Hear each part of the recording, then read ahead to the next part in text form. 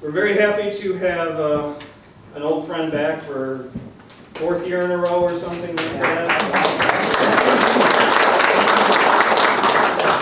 He comes all the way up from Virginia for us, so we're very thankful for that. But we have Mr. Kevin Pawlak back again to talk about another topic that he's written about in the Emerging Civil War series. He's actually our 4th Emerging Civil War author this year, so we've been kicking butt with that. So, and none of them live here, so that's the amazing part. So, but tonight he's going to talk about John Brown's raid on Harpers Ferry, and I will let him do all the rest of the talking. So.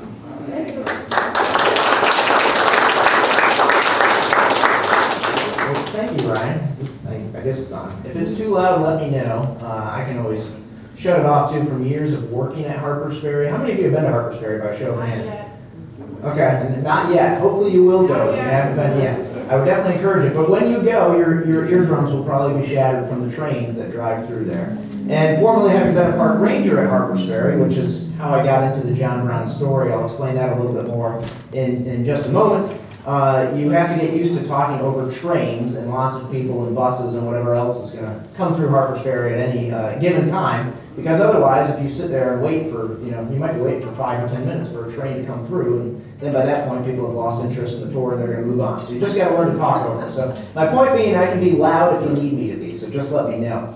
But of course tonight's topic, as Ryan mentioned, and thanks again to the great folks at the Holland Land Office Museum for having me, is about John Brown's raid, which I always love giving this talk because it's guaranteed to bring a packed house. No matter what you think of John Brown, everybody probably has an opinion about John Brown, and if you don't yet, then you probably will by the time I'm done with this talk tonight. But tonight what I want to do, when I wrote this book a few years ago with my co-author, he covers, so John Brown lived for 59 years, from 1800, he was born in May of 1800, in Connecticut, all the way until 1859. And so my co-author wrote John Brown's life from the time he was born, we like to say cradle to raid, and then I wrote raid to grave. So a bit of a spoiler alert as to what's going to happen. So he covered 58 years, or 59 years of Brown's life. I covered the last 6 weeks. So what I'm going to talk to you tonight, and I thought that was the harder part. What I'm going to talk to you tonight is about the last 6 weeks of John Brown's raid, because while certainly this was an important step in bringing the United States to civil war, of course, that would eventually become official in April of 1861, Brown's raid, many people made the argument and still make the argument today that the first shots of the Civil War were fired in Harpers Ferry in October 1859 as compared to in Charleston, South Carolina in April 1861. And the more I really dove into Brown's story and the story of Brown's raid on Harpers Ferry, the more I started to see parallels with the fact that this was in essence a battle of sorts. It was certainly a smaller battle, especially by later Civil War standards, but it was a battle, certainly, between what you would generally call, I guess, as northern forces and southern forces, especially southern militia that would form the nucleus of the Confederate Army. Before we get to that, though, of course, there is John Brown on the left-hand side of your screen, and we'll talk about the building there in the bottom right throughout the tour as well. This is the building known as John Brown's Fort, but it was officially known as the Fire Engine House, which was part of the United States Armory Complex. So there was a gun manufacturing facility at Harpers Ferry. It was the Southern Armory. The Northern Armory was in Springfield, Massachusetts. But this building, probably the least significant building in the entire Armory Complex, which was 22 buildings, stretched 6 football fields long up and down the Potomac River. It was a huge complex. This is the only building left standing today, John Brown's Fort.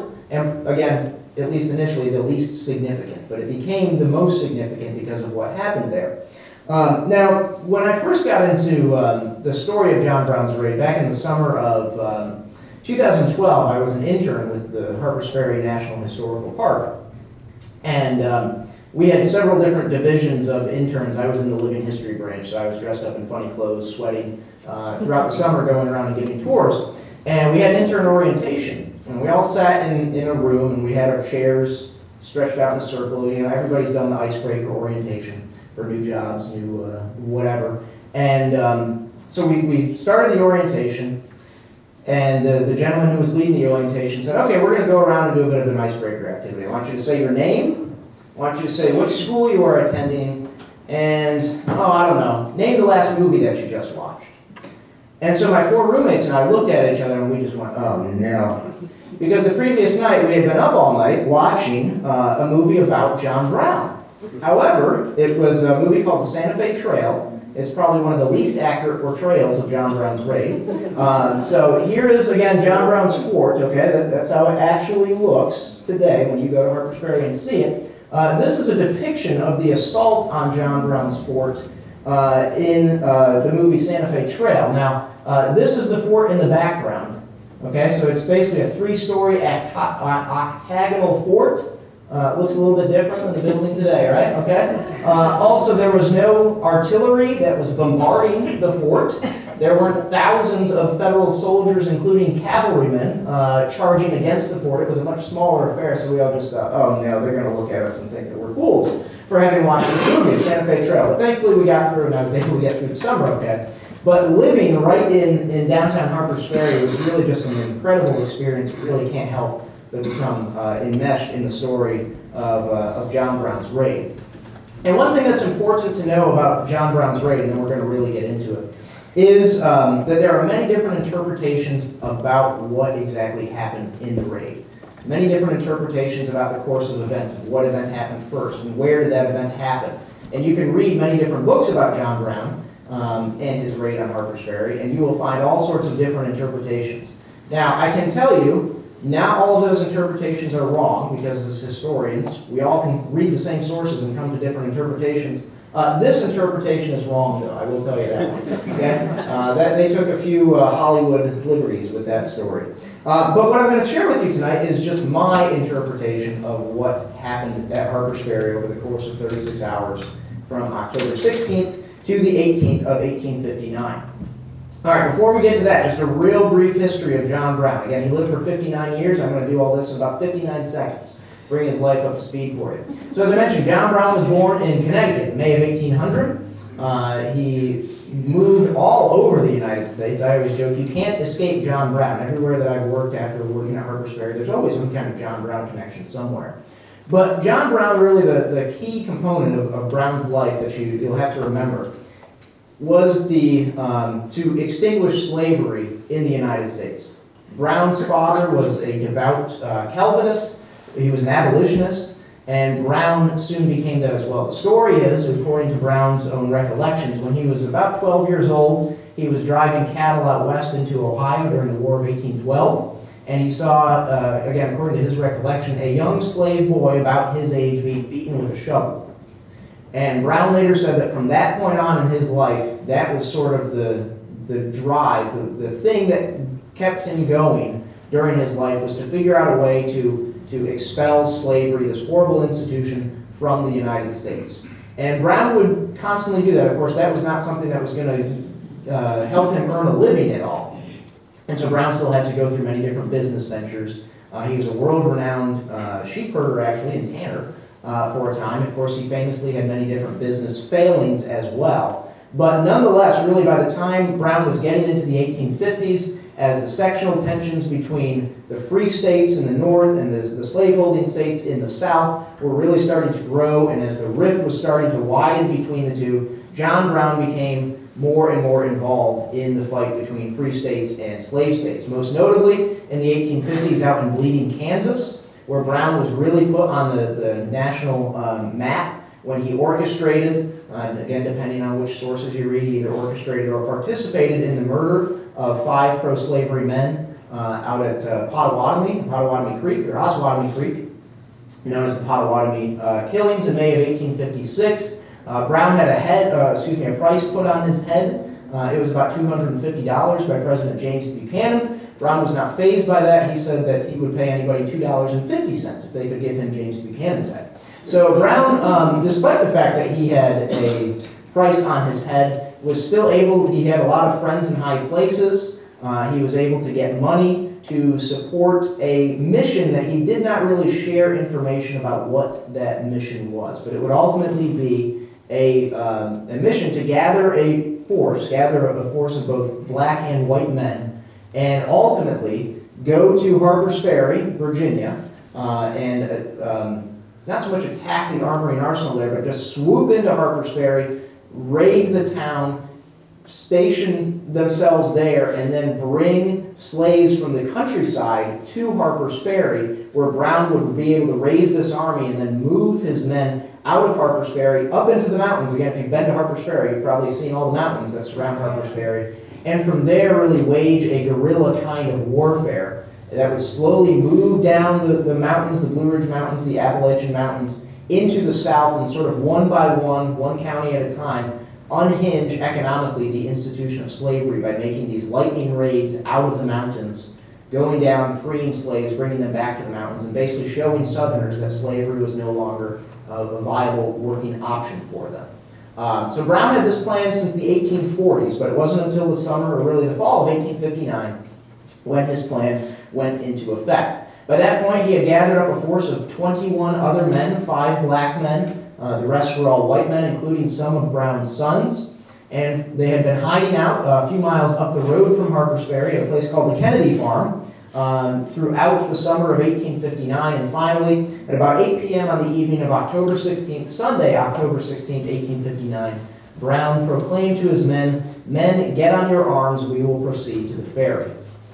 These men, these soldiers as they were called, part of Brown's provisional army, they grabbed their Sharps rifles, pistols, stuffed them away underneath their jackets, their ponchos, because it was raining that night, and they began a very solemn march about 4 miles down the road to Harpers Ferry that evening. One of the participants who survived Brown's raid said that this march was as solemn as a funeral procession, was how he put it.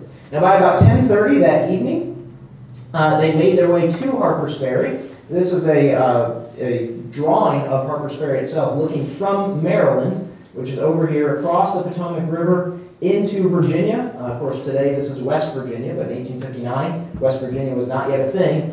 And so Brown would bring his men across the railroad bridge here, carrying the Baltimore and Ohio Railroad across the Potomac River, and into Harpers Ferry, and capture these row of buildings along the Potomac River. Those are the armory buildings. So again, this huge gun complex. Now, Brown wasn't necessarily there to capture guns, but he probably thought that by attacking a federal installation, that it would drum up some attention as to what he was doing. And again, he hoped that that would then spread the word and bring slaves to him there in Harpers Ferry itself. So by about 10:30, the evening of October 16th, they very quickly, the vanguard of Brown's men dispatched the night watchman there on the bridge. They made their way into Harpers Ferry. Daniel Whalen, who was the night watchman there in the armory. This is a photograph taken after Brown's raid. Of course, this is more what Brown looked like with the great big Santa Claus beard that he had during the raid. But this is a view looking west, so looking up the Potomac River. These are, again, the armory buildings, and John Brown's fort, or the fire engine house, is sitting there on the left.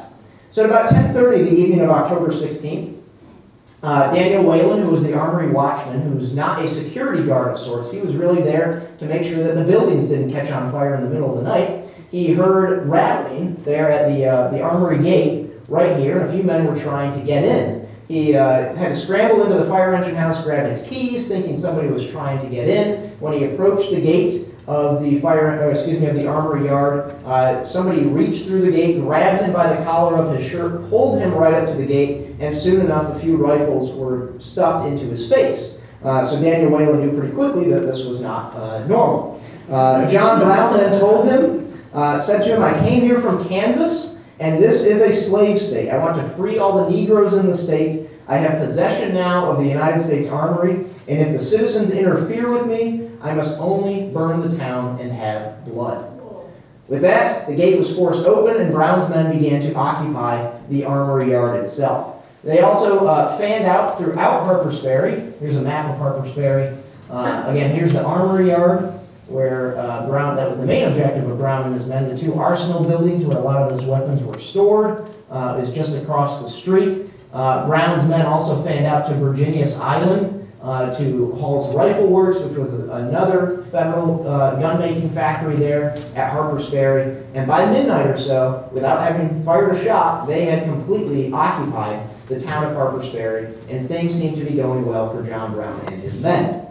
Some of Brown's men then went out west into the countryside to capture a few prominent citizens. Most notably, they went to Bel Air, the home that you see on the top right of the screen, which was the home of Colonel Lewis Washington, who was part of the Virginia militia and also the great-grandnephew of none other than George Washington. One of Brown's men had struck up a friendship with Washington prior to the raid, learned that Washington had a few George Washington relics, including a pair of pistols that had been given to General Washington by the Marquis de Lafayette, and a sword that had been presented to George Washington by Frederick the Great. And Brown wanted these relics as a symbol of his revolution that he wanted to start, of bringing an end to slavery in the United States and bringing about freedom to the slaves, but also wanted Washington as a political hostage of sorts to use him to try to negotiate as a bargaining chip. Then on their way back from having captured Washington and some of his slaves, they stopped at the Allstott Farm, which was recently purchased and became a part of the Harpers Ferry National Historical Park. That's the building you see there on the bottom right. They were able to force open the door of John Allstott's home, capture him, captured his son, and again a few of his slaves, armed them with those infamous John Brown pikes. He had 1,000 of those made in preparation for his raid on Harpers Ferry from a blacksmith in Connecticut. And by early the morning of October 17th, Brown and his men were down there in Harpers Ferry with the first of their hostages. So things had been going well for Brown's men from the start for at least the first few hours of the raid. However, things started to go downhill beginning at about 1:25 on the morning of October 17th, which was a Monday. Because that morning, at that time, an eastbound train on the Baltimore and Ohio Railroad carrying passengers passed through Harpers Ferry. The railroad went right along the Potomac River, along the Armory Yard, and then it made a big left-hand turn to get across this bridge, and then made a big right-hand turn once it got into Maryland, continued on its way ultimately all the way to Baltimore. At 1:25 a.m. that morning, the train chugged slowly into Harpers Ferry, and immediately the engineer of the train became suspicious that something was not quite right because there was no watchman on the bridge. Remember, Brown had captured the first watchman, and his men had scattered the second one, and he ran away. There had been no watchman on the bridge to let them know that it was safe for the train to get across the bridge. So the engineer stopped. He got out of the train with a couple of his men. They grabbed lanterns, and they began making their way across the bridge to investigate. In the darkness, they were approached by two shadowy forms there on the bridge who ordered them to stop. Alarmed by this, the engineer and one of the baggage masters that worked in Harpers Ferry, who was a free black man by the name of Hayward Shepherd. This is the only known image that we have of Hayward Shepherd. That's him sitting on the baggage cart there. They were alarmed by these men who approached them in a very military manner. They turned around and began fleeing back into Harpers Ferry. A couple of shots were fired. One of them hit Hayward Shepherd in the back. The bullet passed all the way through his chest and out. He was carried to the Baltimore and Ohio Railroad station and died a few hours later. So it's quite ironic that the first casualty of Brown's raid was a free black man by the name of Hayward Shepherd. Obviously, the engineer said, well, we're not taking the train across the bridge at this point because there's something going on. There's bandits, there are robbers on the bridge, and so despite later negotiations with John Brown, who guaranteed the safety of the passengers in the train to get across the bridge, the engineer wisely decided he would not go across the bridge until the morning sun rose, and he could be sure that there was nothing obstructing the train's passage of the bridge itself.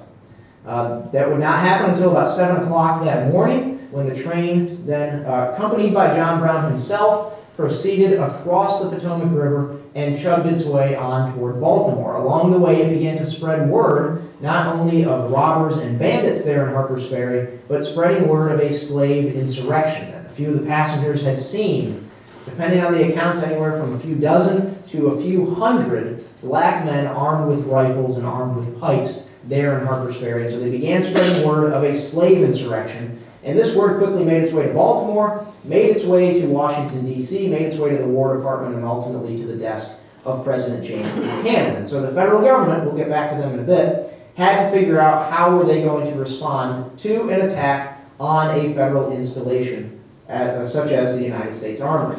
Now, in the meantime, while Buchanan, Secretary of War John Floyd are trying to figure out what to do from 60 miles downriver, the locals are having to start to fend for themselves. And one of the men who really becomes the Paul Revere, if you will, of John Brown's raid was Dr. John Starry, the man in the upper left, who was staying in a hotel in downtown Harpers Ferry. Early that morning, he was awakened by all of the commotion. He actually visited Hayward Shepherd for a time while he was recovering from his wound. Starry actually made his way up to the gates of the United States Armory before he was yelled at by a few armed men, which of course alarmed him that something was just not right there at Harpers Ferry.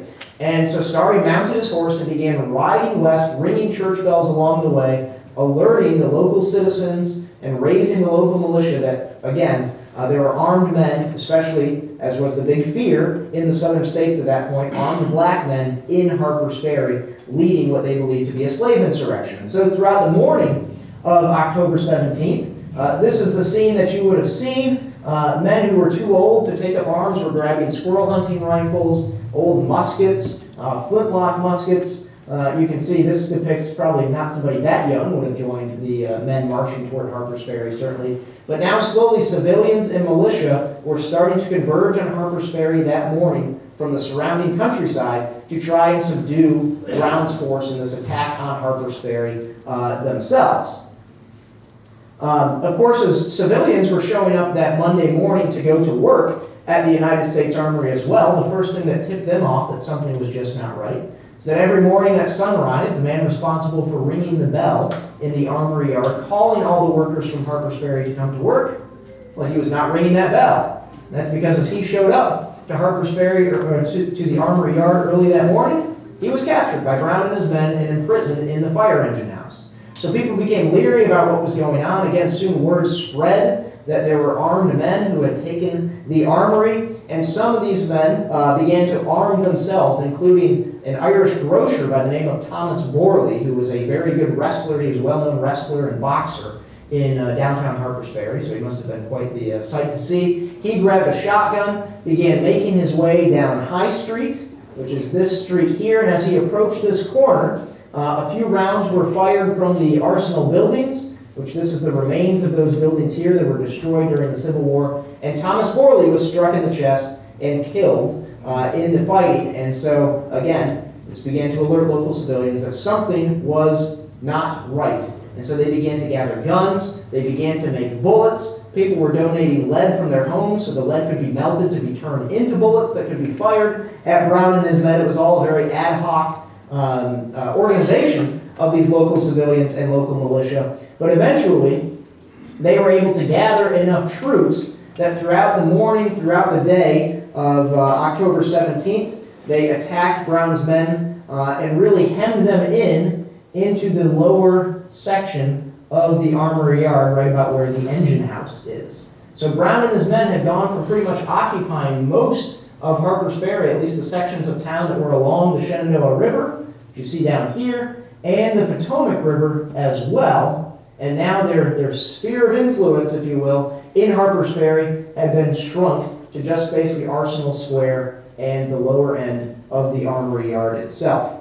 This was all done, of course, with violence, with shooting, as these militia began to attack Brown's men. Some of Brown's men became casualties during the course of the fighting itself. This is one of the sketches showing the Charlestown militia attacking across the Baltimore and Ohio Railroad Bridge. So they were able to take the bridge and essentially cut Brown's escape route off from getting back into Maryland, which is what Brown was trying to do. And so now Brown was not only hemmed in Harpers Ferry, but he was also cut off from trying to escape.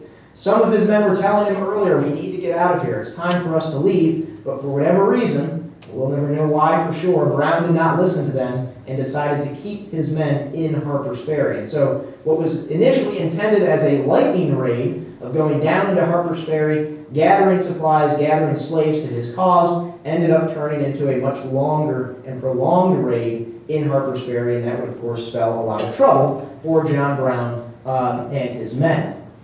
Now, during the course of the actions there on the morning of October 17th, not only were local civilians being killed during the fighting, but shots began to ring out from those local civilians and killing some of Brown's men as well. For all of Brown's men, who were all pretty much very young men, some were in their late teens, many were in their early 20s, they were educated men, of course, all of them were fervent abolitionists, and many of them believed in Brown's cause to a T. But for most of those men, slavery was just kind of a far-off thought or a far-off institution that they had never really seen, they had never been a part of. But for one man in Brown's force, the oldest of Brown's raiders, who was in his late 30s, early 40s, we're not quite entirely sure, slavery was very, very personal. And that is this man here, Dangerfield Newby, who was born into slavery in Virginia, again, about 40 years prior to the raid itself. During his time as a slave, Dangerfield Newby married a woman slave who was owned by a different person by the name of Harriet. And Dangerfield and Harriet got married. It was nothing formal because slave marriages were not formally recognized by Virginia law at the time. They had several children, and then the situation changed. So in Virginia, really throughout the South, slave children or children born to a slave mother, they took the status of the mother. So their children were born into slavery and became slaves that were owned by Harriet's owner. All right, so Dangerfield and Harriet are again owned by two different people.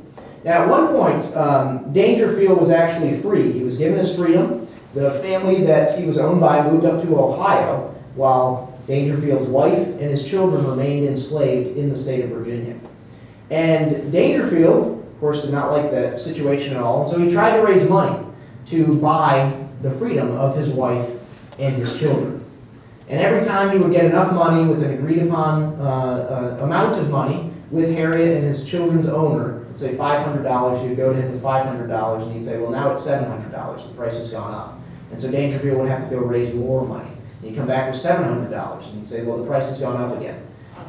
So Dangerfield was getting desperate. And Harriet, who technically it was illegal for her to be able to read and write, had learned how to read and write. And so she was writing several letters to her husband, one of which is quoted up there on the screen. Dear husband, master is in want of money. He may sell me, come this fall, money or no money.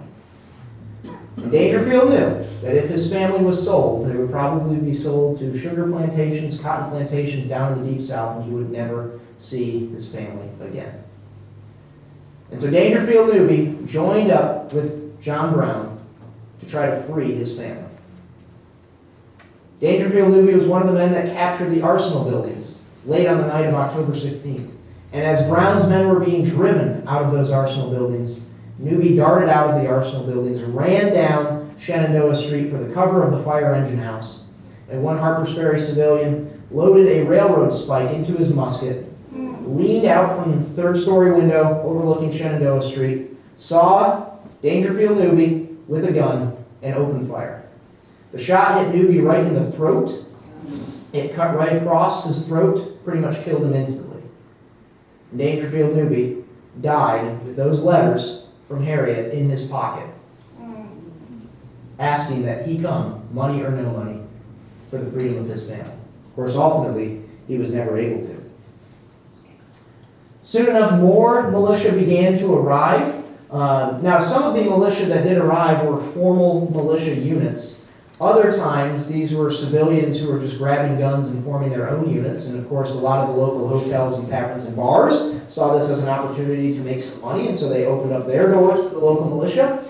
Some of the militia were described as half-armed and half-drunk during the course of the fighting here. But probably the most prominent attack came from the Martinsburg militia, which is what you can see here, that was able to drive Brown's men back into the fire engine house, which is what you see on the right-hand side of the screen, and actually free about 40 of the prisoners that Brown and his men had held in the fire engine house. But they were not able to get Brown and his men themselves. So Brown and his men were now hemmed in, literally into the fire engine house, and this is why today it is known as John Brown's Fort.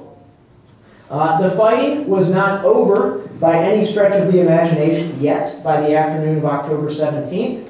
Local civilians, again, were going out to peek and get a glimpse of what was going on. Brown was trying to negotiate constantly with the locals to give him a head start, to let him leave Harpers Ferry, get across the bridge back into Maryland and get a head start so he could start running and get away from them. Of course, they said, no, we're not going to let you do that at all. But nonetheless, Brown would try to negotiate on several different occasions. One of those occasions, he sent out 2 of his men, Aaron Stevens, who was a very, very large man, one of Brown's, really one of the only men in Brown's company that had any prior military experience, and Watson Brown, who was one of Brown's sons. And they went out with one of the prisoners by the name of Archibald Kitzmiller under a flag of truce to try and negotiate a ceasefire, so again that Brown and his men could get out. Well, it just so happened that by this time, again, the half-armed and half-drunk, an emphasis on the drunk part of the militia, they were in no mood to negotiate with Brown and his men. And so as Stevens and Brown and Kitzmiller made their way out of the fire engine house under a white flag of truce, some of the militia opened fire on them. Watson Brown was struck in the chest. He managed to stagger his way back to the fire engine house where he would die shortly thereafter. Aaron Stevens was wounded 6 times. And as he fell to the ground, he yelled, "I have been cruelly deceived." And Kitzmiller yelled, "I wish I had stayed home this morning." Stevens would be carried to a nearby hotel by one of Brown's prisoners, who actually returned back on his word, back to become Brown's prisoner. And so Stevens was held in a nearby hotel. Now at this point, things were really starting to get nasty. One of the other men that had been sent out to try to negotiate a ceasefire was William Thompson, who had been dragged, again, he had been captured by the locals. He had been dragged to a nearby hotel. The mob tried to get him, tried to basically lynch him. And the owner of the hotel said, no, don't do that. Don't lynch him, don't lynch him. And she basically said, don't do that, not because I want you to preserve his life, but I don't want you to make a mess of my hotel.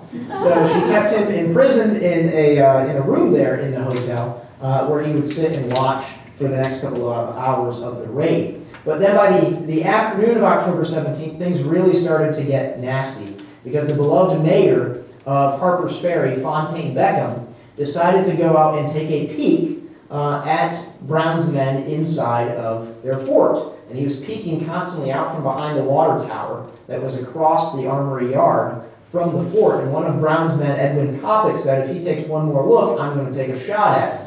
So Fontaine Beckham poked his head out one more time. Coppock put his rifle through a hole that had been pounded through the brick walls of the fort and took a shot at Fontaine Beckham and killed him, the beloved mayor of Harpers Ferry. This sent the civilians of Harpers Ferry and of the surrounding area into a wild rage. They stormed into the Wager House Hotel where Aaron Stevens and William Thompson, this man here, as you can see, were being held, imprisoned, if you will. Finally, the mob broke their way into the room where William Thompson was being held. One man grabbed him by the throat, grabbed Thompson by the throat, and dragged him and carried him down the steps and out of the building. As he was gasping for air, William Thompson was heard to say, "You may take my life, but 80,000 will rise up to avenge me and carry my purpose of giving freedom to the slaves." He was taken out to the bridge, the Baltimore and Ohio Railroad Bridge, where he was executed. His body was thrown into the river, and it was used as target practice for the remainder of the raid itself.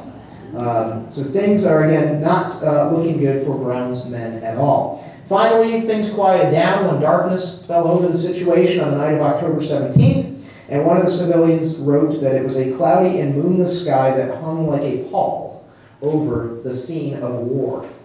As darkness fell, reinforcements arrived for the militia. This came in the form of 90 United States Marines who had been posted down at the Washington Navy Yard, who were accompanied by none other than future Confederate generals Jeb Stuart and, who was at the time a lieutenant colonel in the United States Army, Robert E. Lee.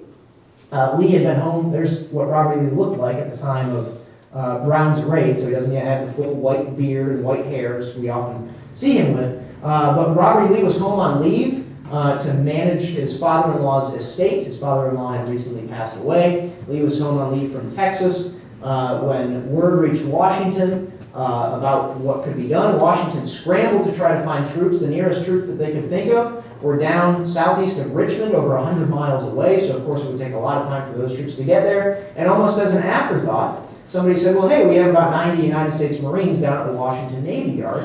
Let's send them out to Harpers Ferry. And believing that a paymaster, Major William Russell, was not a high enough rank to command these Marines to go out and quell John Brown's raid, Secretary of War John B. Floyd and President James Buchanan called on Robert E. Lee to take charge of these Marines. Now, the funny story is these Marines left in such a hurry that they actually took a train that did not carry Robert E. Lee on it. He missed the train. So they had to get a second train for him to bring him out to Harpers Ferry.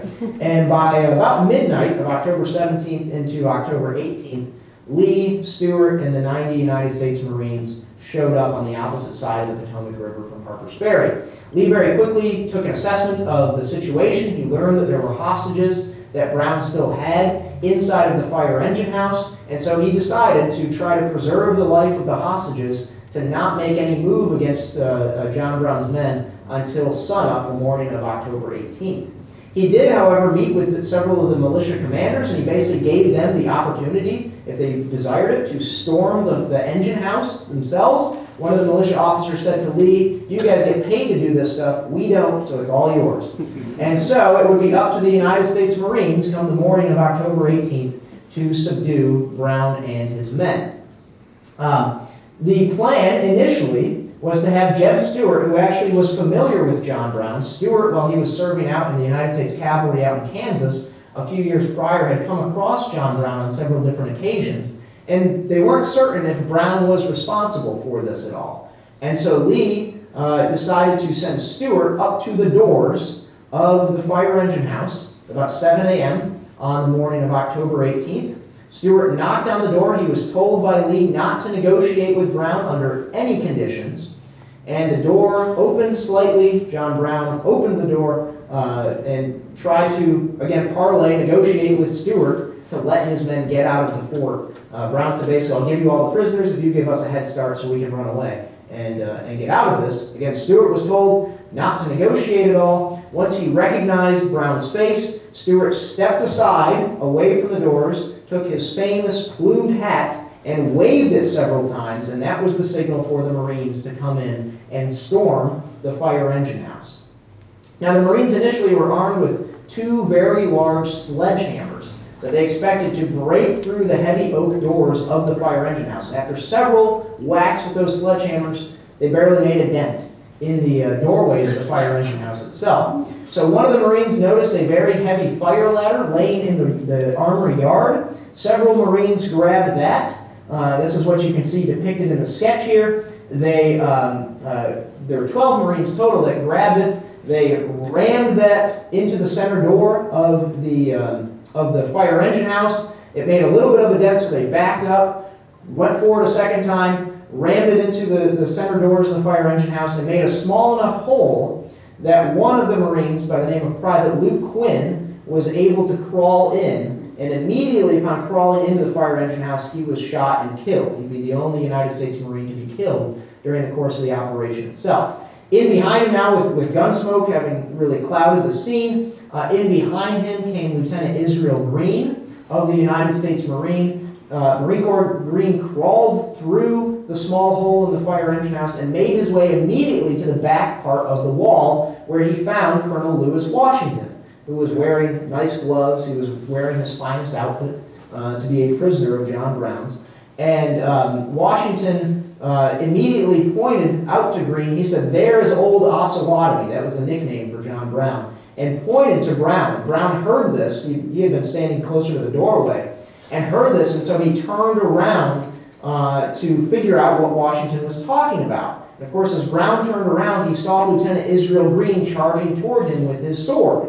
Now, Green, who left Washington, D.C. in such a hurry, did not have a chance to grab his field sword, his field saber. Instead, he brought his dress saber with him, which was a very, very flimsy blade. And so Green ran toward Brown and tried to stab him right in the chest. We still don't know to this day what it hit, but it hit something hard, and the sword actually bent over double like this, basically the shape of a U. And so Green then proceeded to take the hilt of his sword and beat Brown over the head several different times to essentially knock him out. Shortly after that, while that was all happening, more Marines charged into the fire engine house itself. They were able to subdue Brown's men, and as Robert E. Lee put it, the whole affair was over in a matter of about 3 minutes. So I described it longer than what the actual fighting was there at the fire engine house. But now, by 36 hours after Brown's raid had begun, 10 of Brown's men were killed, 7 were captured, including Brown himself, and only 5 of Brown's men, 5 of the original 22, were able to escape and live to see another day. In terms of others, some of the civilians, the soldiers, 3 slaves died as a result of the raid. 1 died during the raid itself, 2 died from what was described as after effects from the trauma of the raid. And then 4 civilians and 1 Marine were of course killed during the raid, and 9 civilians were wounded. 9 of the militia were wounded during the course of the raid itself. And so certainly this was not how John Brown intended for his raid to go. Again, he intended it to be a lot longer and a lot larger of an effort than the 36 hours that it ultimately became.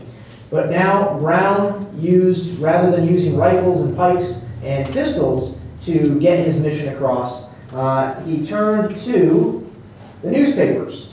And as Brown was laying in a building adjacent to the fire engine house, he would become interviewed by politicians, by newspapermen, and over the course of his trial, over the course of the next 6 weeks, Brown would constantly get out his word about what he was trying to do. And so Brown, during this time, really became a martyr of sorts, to the point where most everybody at the time of the raid thought that he was crazy, he was a fanatic. Nobody could get on board with what John Brown was doing, but some of the words that he said were able to draw a following to him. In fact, one of the, after he was sentenced in court on November 2nd, he gave a speech in front of the court talking about the reason why he was doing this, that he was following the golden rule, do unto others as he would have done unto you, etc. And later on, the speech was compared by none other than Frederick Douglass to Abraham Lincoln's Gettysburg Address. And so it got to the point where Brown was initially viewed as this fanatic character that by the time he was walking up the steps to the gallows to be executed on the morning of December 2nd, 1859, in Charlestown, Virginia, northern businesses were closed to mark the hour of his execution. Bells tolled at churches across the northern states to again mark the hour of Brown's execution. And of course, this only served to further increase the rift that was growing between North and South. Brown, in some of his last words, as he was being led out of the jail the morning of his execution, handed a note to his jailer that read, "I, John Brown, am now quite certain that the crimes of this guilty land will never be purged away but with blood. I had, as I now think, vainly flattered myself that without very much bloodshed it might be done." Of course, the bloodshed that Brown talked about, that Brown foretold, was not only his own bloodshed, the bloodshed of the people who fell during the 36 hours of his raid at Harpers Ferry, and soon the blood of over 750,000 Americans that would die as a result of the Civil War, which began just about 15 months after, officially began, about 15 months after Brown's execution. However, as I mentioned at the start, debate grew after the years of the Civil War, and still to this day. Everybody wants to be the first to have fired a shot, or the first to have done something, right? Where were the first shots of the Civil War fired? And none other than somebody who knew John Brown well, Frederick Douglass, giving a speech at Harpers Ferry in 1881, said that during the war, Union armies had found it necessary to do on a large scale what John Brown attempted to do on a small one.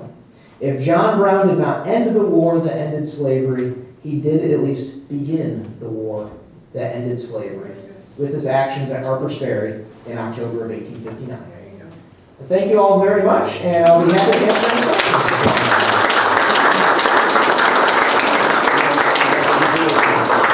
Yes? Why wasn't Brown charged in federal, tried in federal courts as a federal arson? Yeah, so that's a great question. The question is, why was Brown not tried by a federal court? I didn't have time to get much into his trial, which is a whole talk unto itself. The Brown's trial lasted a couple of weeks in late October, early November, and he was tried by the state of Virginia. He was tried for 3 things: treason against the state of Virginia, murder, because again, civilians and soldiers were killed, and inciting slave rebellion.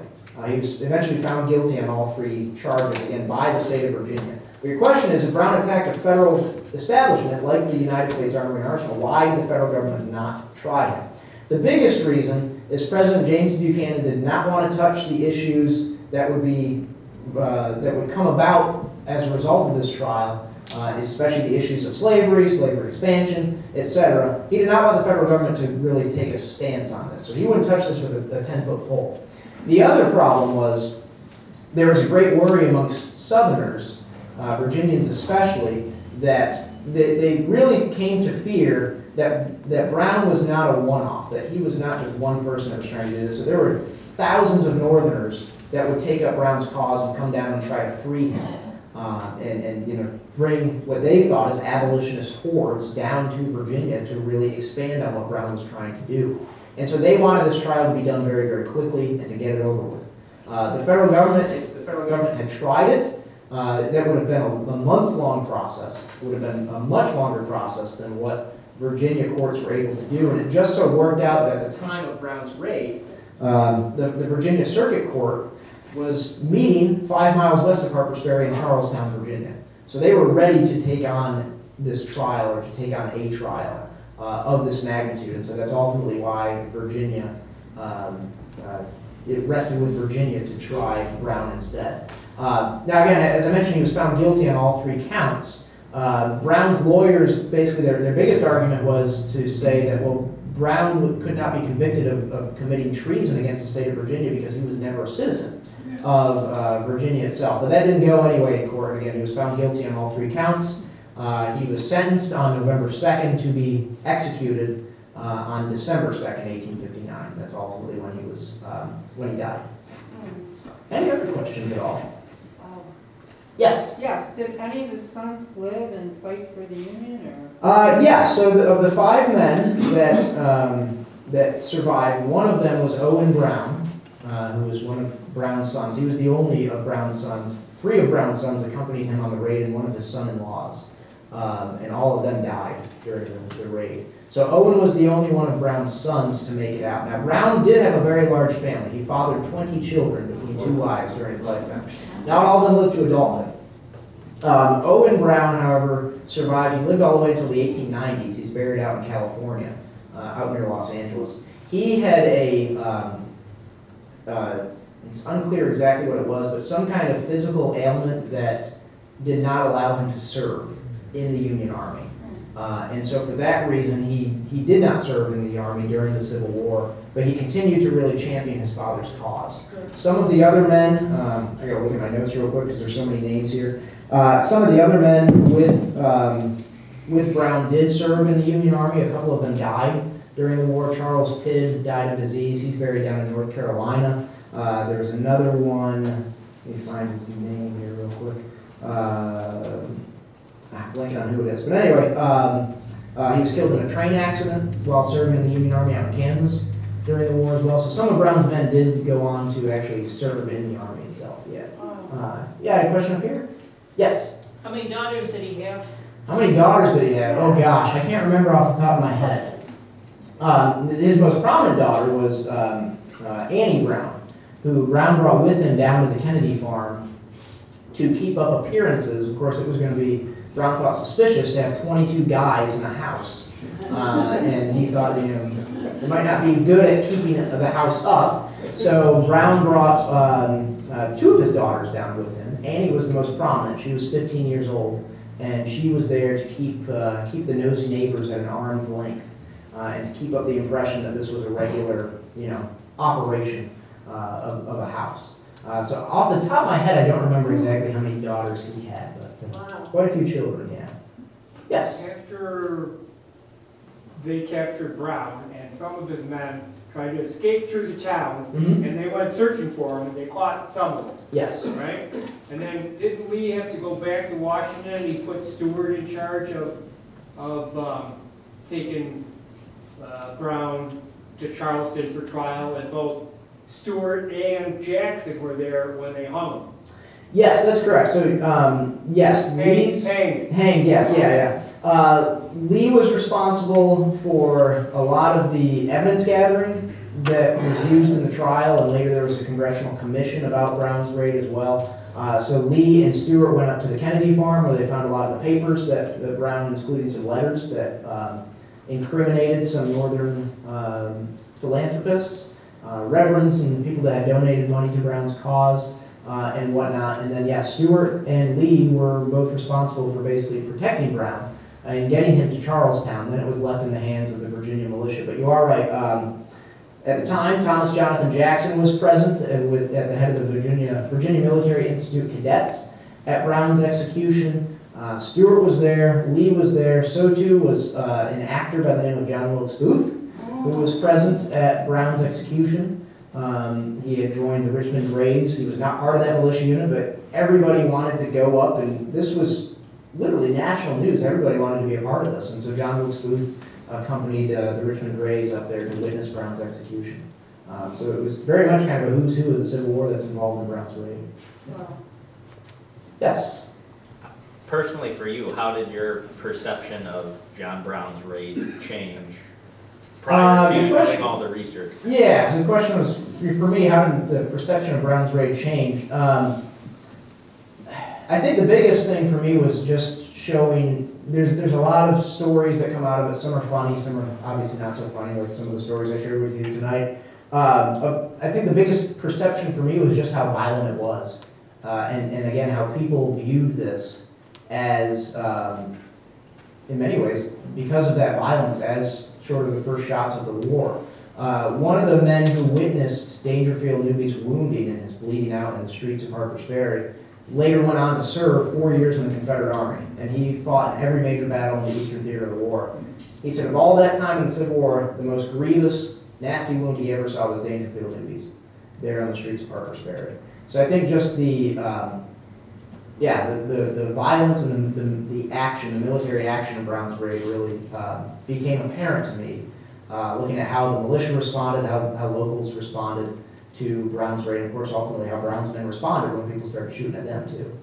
So just the violence of it was really kind of opened my eyes that this was more than just a little footnote in on the road to Civil War. Thank you. Mm-hmm. Yeah, one last question. Yeah. You mentioned that the fort Yes. was moved. Yes. So the fort, John Brown's fort, was moved. It's probably the most moved building in the United States. So it was, the armory yard was basically the armory was really destroyed during the Civil War. And now if you go to Harpers Ferry today, the armory yard is gone. It's all a railroad berm, a railroad embankment for the railroad, which still operates through Harpers Ferry, as I mentioned. The fort, because of the significance of the fort,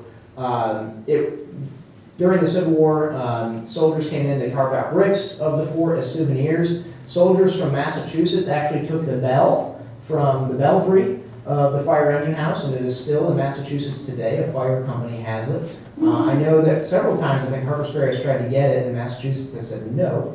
So it's still up there. But yes, when the armory yard was destroyed, an entrepreneur thought that Brown's Fort would be a great landmark for people to come and visit during the fair in Chicago. And so he actually had the building disassembled and moved out to Chicago in 1891. It got very little visitation. It was right outside of the gate of the fair, and it wasn't actually in the fair, so it got very, very little visitation. It was eventually bought by another owner, moved back to Harpers Ferry to a place called the Murphy Farm, which is several miles west of Harpers Ferry. It sat there in the middle of a field all the way until the 50s. The Niagara movement, which was the precursor to the NAACP, was founded out in that field and in meetings there at Harpers Ferry in 1906. So again, it was really a shrine, it was a landmark. Then it was moved to the grounds of Storer College in the 1950s, which was a free, it was an African-American school that was founded west of Harpers Ferry. And then, I've got the date written down just to make sure I get it, in 1968, it was moved again to Lower Town Harpers Ferry, but it's not where the building originally sat. It sits about 100 feet from where the building originally sat. There is a monument marking where it sits today. Funny thing is, I'll share this fun little tidbit with you for you, and then I'll let Ryan come up. The building is backwards. So again, they've moved it several times. when Civil War photographs were taken, they were often taken as a mirror image. And so the watchman's room, which is this section here, was originally on this side of the building. So there were stories that ladies of Harpers Ferry used to come out and they'd bring mirrors and they'd stand with their backs to the building and look at the building in a mirror to show the correct alignment of the building itself. But you can still find the building as well, we estimate, is actually a couple of feet shorter than what it used to be because, again, bricks have disappeared over the years and whatnot as souvenirs. But nonetheless, I mean, it is still the original building. It is still the original fort. And it's really, I mean, easily it's one of the coolest places to go and see in Harpers Ferry. It's very unassuming. Most people that go to Harpers Ferry walk past this all the time and they don't even know what it is. But it's really one of the reasons that Harpers Ferry is a national park today, is because of that. All right. All right, well, thank you all very much. I'll be happy to Yeah, so we do have a few of Kevin's books up here, and I'm sure he'd be willing to sign them as well. We've got John Brown's Raid, so you can do your homework afterwards. Just a quick PSA, we've got a bunch of events coming up. We have trivia tomorrow night. Then we've got another guest speaker next Thursday. Dr. Randy John from Salamanca will be talking about the Seneca and the Revolutionary War. And then we've got Strummers coming here for acoustic rock show on the 19th, so next Friday, for 2 hours. A rocking good time, you could say. And then we have our former curator, Tyler Angora, coming back to talk about the Holland Land Company and the Erie Canal, sort of the research behind the exhibit he did for us before he left. And in October, we've got our Ghost Walks and our Murder Mystery. So if you haven't signed up for those yet, there's still some spots available. Get on that. So there's plenty to check out, and we hope to see you at some of them. Thank you again, Kevin, for coming out and doing this.